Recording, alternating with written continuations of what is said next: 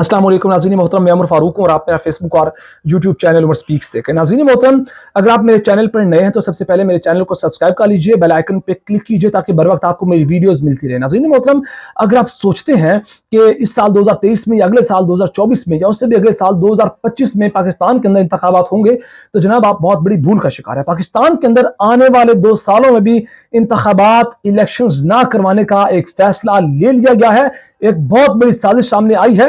एक ट्वीट है अमरीकी सहाफी की जिनको डॉन न्यूज के वाशिंगटन डीसी के ब्यूरो चीफ अनवर इकबाल ने मैसेज में कहा कि जनाब आने वाले 2 सालों में भी इलेक्शन नहीं होंगे।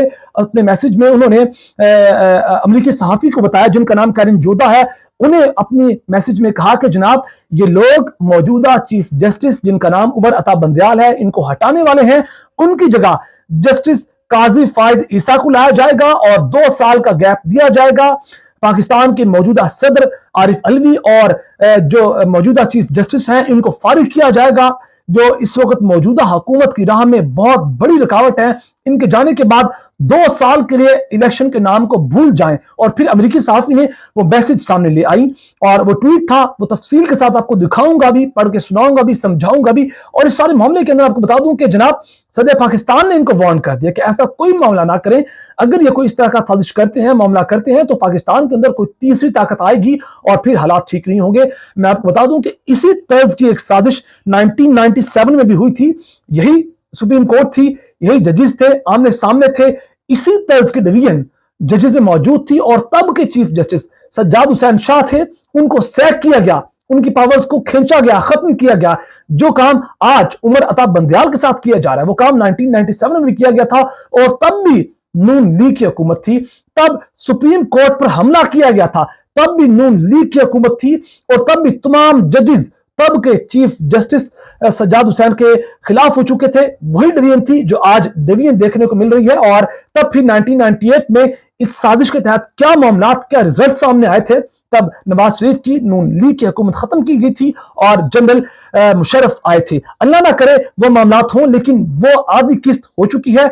इस वक्त मौजूदा चीफ जस्टिस उमर अता बंदयाल एक तरफ है, बाकी जजेस दूसरी तरफ है। अंदाजा कीजिए कल कौमी असेंबली के अंदर, आज सेनेट के अंदर, आज सुप्रीम कोर्ट के अंदर जो तमाशा देखने को मिला, जिस तरह बेंच टूटा, जिस तरह जस्टिस अमीनुद्दीन ने जो आज की केस की समाअत थी इलेक्शन से मुतल्लिक अपने आप को उस बेंच से अलग किया, बेंच टूट गया। और इससे मुतल्लिक बड़ी खबर आई कुछ देर पहले कि जनाब 4 रुकनी बेंच दोबारा बना दिया गया है। उस 4 रुकनी बेंच में वही 4 जजेस हैं, बस 5वें जज जस्टिस अमीनुद्दीन नहीं है। और इस सारे मामले के अंदर मैं आपको बता दूं कि ये एक बहुत बड़ी कोशिश की जा रही है, एड़ी चोटी का जोर लगाया जा रहा है कि चीफ जस्टिस को दबाव में लाया जाए। अगर वो दबाव में नहीं आते तो किसी तरह इस केस को खत्म किया जाए।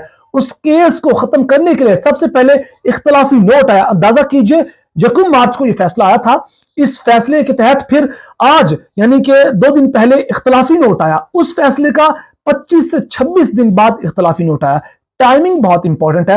इख्तलाफी नोट में कहा गया कि वो जो चीफ जस्टिस ने सो मोटो केस लिया था कि इलेक्शन पंजाब और केपी में 90 दिन के अंदर करवाया जाए, वो फैसला ही खराब था। वो 4-3 का फैसला था, 4 की अक्सरियत से वो फैसला मनसूख कर दिया गया था। जब वहां भी काम नहीं बना तो इन लोगों ने जस्टिस काजी फाइज ईसा को मैदान में उतारा और कल उन्होंने, अंदाजा कीजिए कल केस सुनाया जा रहा था कि एक हाफिज कुरान को वो मेडिकल टेस्ट देता है तो उसमें 20 नंबर देने चाहिए या नहीं।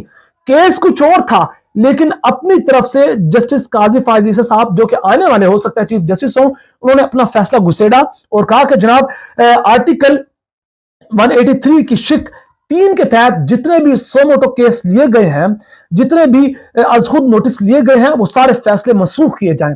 यानी कि जो इलेक्शन करवाने का फैसला 1 मार्च को आया था वो भी सो मोटो केस के तहत आया था। उसके तहत इन्होंने कोशिश की कि वो सो मोटो केस भी खत्म हो जाए। फिर वो मामला नहीं चला तो जस्टिस अमीनुद्दीन ने बेंच छोड़ दिया, लेकिन वो चीज भी नाकाम हो गई। इस वक्त हालात बहुत ज्यादा खराब है और जो 4 रुकनी बेंच बनाया गया जो कल 11:30 बजे समाप्त करेगा, उसके अंदर जस्टिस एजाजुल एहसन है, मौजूदा चीफ जस्टिस उमर अता बंदयाल है, जस्टिस मुनीब अख्तर हैं और जस्टिस अली मजहर हैं। इस सारे मामले के अंदर फिर आज बहुत सी चीजों में बख्शिश भी की गई, बहुत सी सहूलतें भी दी गई। यानी कि जस्टिस काजी फाइज ईसा के खिलाफ जो क्रिएटिव रिव्यू रेफरेंस था वो भी वजीर आजम ने हुक्म दिया कि वापस लिया जाए। और इस सारे मामले के अंदर सेनेट के अंदर supreme court practice and procedure bill भी मंजूर किया गया है, लेकिन आखिर में सदर पाकिस्तान ने उस पर दस्तखत करनी है। और मैं आपको बता दूं कि जो नया बिल मंजूर किया गया उसमें तरमीम की गई मोहसिन दावड़ की जानिब से। उस तरमीम के तहत अब जो नवाज शरीफ है, नवाज शरीफ को जो अपील है उसका हक दे दिया गया, जहांगीर तरीन को अपील का हक दे दिया गया। मैं आपको एक बात क्लियर कर दूं, ये सारा खेल रचाया जा, इसके दो मकसद है। सबसे पहले जनाब इलेक्शन ना हो, दूसरा कि नवाज शरीफ को किसी तरह अहल किया जाए और इमरान खान को फारिग किया जाए। सबसे पहले उन्होंने अब जो रास्ता खोला है नवाज शरीफ की अहलियत का, अब इस बिल के तहत जो मंजूर किया गया है, अब देखते हैं कि मुस्तैद पाकिस्तान मंजूर करते हैं नहीं, लेकिन एक तरफ से नवाज शरीफ के लिए रास्ता खोल दिया गया है जो उनकी ताहयात नाअहली थी, अब वो दोबारा अपील दायर कर सकेंगे। इस तरह जनाब जहांगीर तरीन भी अपील दायर कर सकेंगे, इसके अलावा मजीद भी और लोग हैं जो इस तरह के मामला कर सकेंगे। इस सारे मामले के अंदर ट्वीट क्या है, वो ट्वीट आपको बताऊंगा। जनाब कैरिन जोधा ने ट्वीट की, वो कहती हैं कि वो इस ट्वीट के अंदर उन्होंने अपना मैसेज कॉपी पेस्ट किया जो कि वाशिंगटन डीसी के अंदर जो डॉन न्यूज के ब्यूरो चीफ हैं उनका मैसेज है। इस मैसेज के अंदर वो कहती हैं कि मुझे जो अनवर इकबाल वाशिंगटन डीसी के अंदर डॉन न्यूज के जो ब्यूरो चीफ है उन्होंने मैसेज किया। वो कहते हैं I know shame on the criminal in power, जो इस वक्त जो क्रिमिनल पावर के अंदर हैं, they will lose the election despite all the trying. वो कोशिश करेंगे कि वो इलेक्शन लूज करें। ये इंग्लिश में ट्वीट है, उर्दू में तर्जुमा करके बता रहा हूं कि जनाब ये 2 सालों तक इलेक्शंस को डिले करेंगे। सुप्रीम कोर्ट के जज जो हैं मौजूदा चीफ जस्टिस उमर अता बंदियाल को फारिग किया जाएगा, जस्टिस काजी फायज ईसा को लाया जाएगा और इस सारे मामले के अंदर सदर पाकिस्तान के जाने का भी इंतजार किया जाएगा। 2 साल के अंदर ये लेवल प्लेइंग फील्ड बनाएंगे, नवाज शरीफ को लाएंगे, माशरत को ठीक करेंगे। जब देखेंगे कि अब ये इलेक्शन इनको सूट करता है तब ये इलेक्शन करवाएंगे। वो कहते हैं अगर ऐसा होता है तो पाकिस्तान की तारीख का बदतरीन धब्बा होगा पाकिस्तान की तारीख के ऊपर, और वो कहते हैं ये बहुत बड़ी पाकिस्तान के साथ ट्रेजेडी होगी जो लोग ये करने जा रहे हैं। और इस सारे मामले के अंदर डीसी यानी कि वाशिंगटन डीसी भी रिएक्ट करेगा। Everybody waiting for the election including state and pentagon. Pakistan की स्टेट भी इस पर रद्द-ए-अमल का इजहार करेगी, पेंटागन भी रद्द-ए-अमल का इजहार करेगा अगर यह आयन की पामाली होती है। तो दूसरी जानिब वुकला भी तैयार बैठे हैं।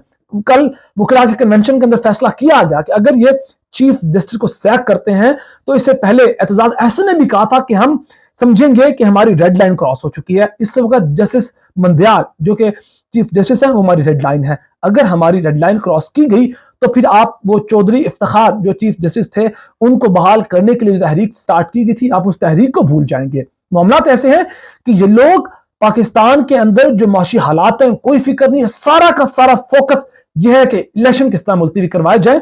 उस सारे मामले के अंदर चीजें जो होने जा रही हैं वो बहुत ज्यादा खतरनाक हैं। और अगर इस सारे मामले के अंदर पीटीआई या वुकला कन्वेंशन के तहत जो वकील सामने आए, जो बार काउंसिल हाई कोर्ट की सुप्रीम कोर्ट के सामने आती हैं, रिएक्शन देती हैं, तो हालात ज्यादा खराब होंगे। और अगर हालात खराब हुए तो कोई तीसरी ताकत आएगी जो सदर पाकिस्तान ने वार्न किया है। ये सारे मामला हैं। कल 11:30 बजे दोबारा समाअत का आगाज होगा। उस सारे मामले के अंदर कल के हालात सामने आते हैं वो सामने पेश करूंगा और फिर देखेंगे क्या सदर पाकिस्तान वो बिल मंजूर करते हैं, क्या वो दस्तखत करते हैं या नहीं। इस वक्त जो मामला थे आपके साथ शेयर किए। सारे मामले पर आपकी अपनी क्या राय नीचे कमेंट सेक्शन में अपने दीजिएगा। मैं बहुत सारा ख्याल रखेगा, हमें दुआ में याद रखेगा। अल्लाह के बाद।